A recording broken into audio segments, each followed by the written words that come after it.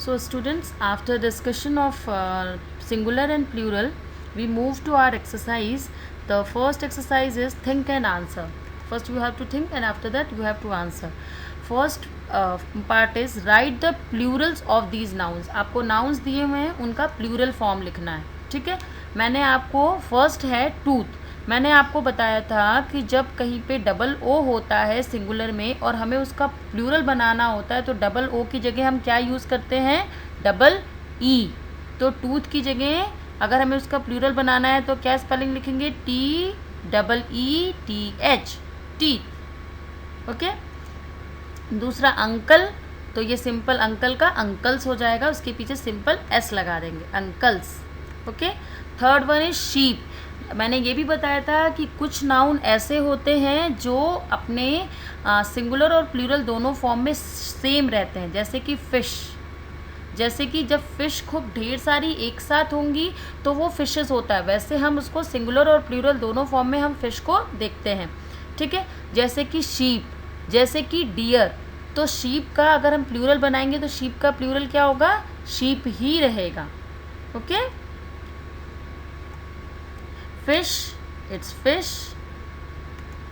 Roof, आपको मैंने जब पढ़ा रही थी तो मैंने आपको एग्जांपल्स में बताया था कि जब जिसके पीछे एफ होता है हम उसमें एफ हटा के वी ई एस लगा देते हैं, लेकिन कुछ ऐसे केसेस आते हैं जिसमें एफ होने के बावजूद भी हम क्या नहीं लगाते हैं, वी ई एस नहीं लगाते और एफ को ड्रॉप नहीं करते हैं, तो उसके पीछे सिर्फ एस लग जाता है. जैसे कि रूफ, जैसे कि शेफ, जैसे कि चीफ, है ना.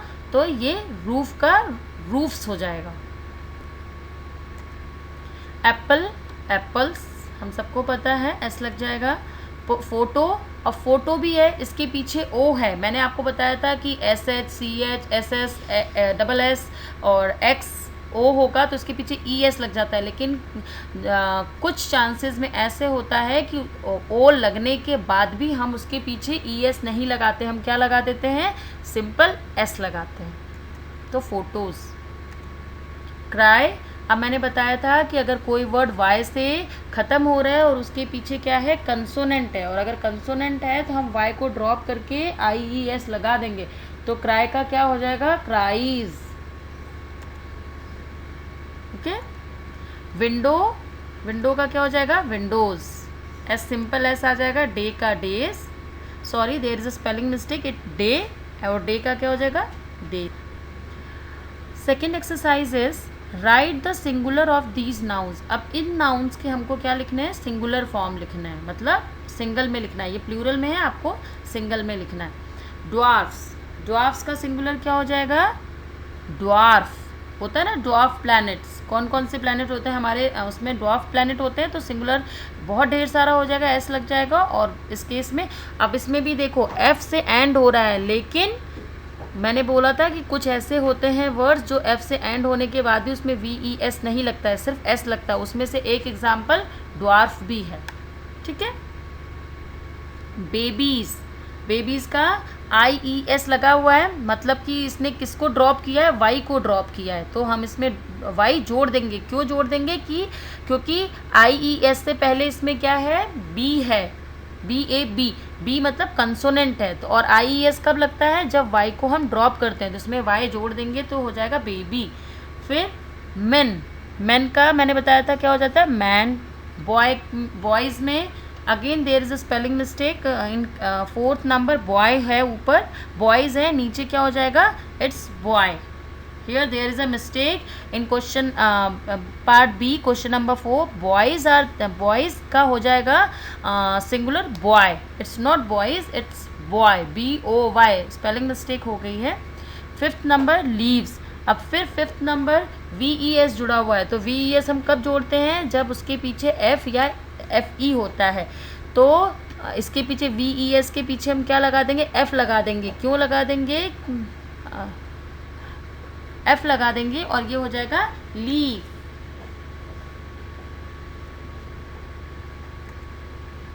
कार्गोज, इसका हो जाएगा प्लूरल कार्गो. मंकीज, हमें जैसे पता है मंकीज. अच्छा, एट्थ वाला ये क्या है, कंपाउंड नाउन है. कंपाउंड नाउन में लिखा हुआ है स्टेप सन्स. तो मैंने क्या बताया था कि जो इसका मेन नाउन होता है उसके पीछे हम एस लगाते हैं, तो इसका मेन नाउन क्या है, सन है, सन के पीछे एस लगा हुआ है। अब हमें इसे सिंगुलर से प्लूरल से सिंगुलर में करना है, तो जो कंपाउंड नाउन का मेन वर्ड है उसके पीछे से एस हटा देंगे, तो क्या बन जाएगा, स्टेप सन। ट्रीज ट्री, हंटर्स का हंटर हो जाएगा। Rewrite the sentence. Our next exercise is rewrite the sentence by changing the underlined words into their plural forms. जो word को underline कर रखे हैं उन words का plural form लिखना है। The child lost his key. अब मैंने बताया था y से है और उसके पीछे अगर vowel आ जाएगा तो क्या हो जाएगा, उसके पीछे सिर्फ हम क्या लगाएंगे, s लगाएंगे। अगर y है और कंसोनेंट नहीं है, vowel है, तो उसके पीछे सिर्फ y लगाएगा। The child lost his keys. The mosquito is sitting on the table. ओ से एंड हो रहा है तो उसमें मॉस्किटो के पीछे ओ ई एस लग जाएगा और टेबल के पीछे एस लग जाएगा, तो इसका प्लूरल बन जाएगा। The mosquitoes are sitting on the tables. There is an ox in the field. पहले मैंने आपको बताया था कि कुछ वर्ड ऐसे होते हैं जब उनका प्लूरल बनाते हैं तो उनकी स्पेलिंग्स चेंज हो जाती हैं। उसमें से एक वर्ड है ऑक्स। ऑक्स का क्या हो जाएगा प्लूरल फॉर्म में, ऑक्सन, और फील्ड के पीछे एस लगा देंगे, it's field, in the field. और अकॉर्डिंग टू द सेंटेंस हमें सेंटेंस के जो वर्ब्स हैं, हेल्पिंग वर्ब्स वगैरह हैं, उसको भी हमें चेंज करना है। ले जाओ ना Supranabhi. Now there is one mistake in question number 3, that is there are an auction नहीं, there are auction in the fields। n हट जाएगा। n कब आएगा, जब सिंगुलर में रहेगा। there is an auction in the field, ठीक है, बट जब हम इसको आंसर लिखेंगे तो उसको लिखेंगे, हमने ऑक्स का ऑक्शन कर दिया प्लूरल में, तो n कब यूज़ करते हैं, हम सिंगुलर में यूज़ करते हैं। तो there are auction in the field, n हट जाएगा। So correct it out. Please pass the knife. अब नाइफ का एफ ई से ख़त्म हो रहा है, मैंने बताया था एफ ई से ख़त्म होता है तो उसमें वी ई एस जोड़ देते हैं हम, तो please pass the knife. Now the wolf kill the dear.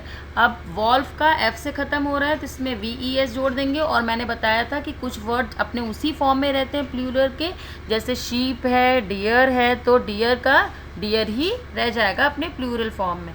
The child wants to speak. Child का प्लूरल क्या होता है, चिल्ड्रेन, तो the children want to speak. इसका पूरी स्पेलिंग चेंज हो जाती है। अगेन क्वेश्चन नंबर 7 में the mother in law welcome the daughter in law. अब ये कंपाउंड वर्ड है तो जो उसके मेन वर्ड में होता है हम क्या जोड़ देते हैं, एस जोड़ देते हैं। तो इसका मेन नाउन क्या है, मदर है, तो उसके पीछे हमने एस लगा दिया। और डॉटर इन लॉ में मेन नाउन क्या है, डॉटर है, तो हमने क्या लगा दिया, एस लगा दिया। There is an old church in Goa. तो ओल्ड चर्च सी एच से ख़त्म हो रहा है, ये वर्ड चर्च जो है सी एच से ख़त्म हो रहा है। जब वर्ड सी एच से ख़त्म होता है तो हम इसके पीछे क्या लगा देते हैं, ई एस, तो ये हो गया churches. There are old churches in Goa. The mango is ripe.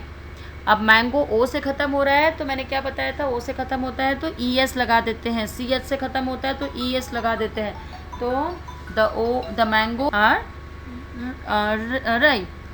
Now the next one is the cat caught the mouse.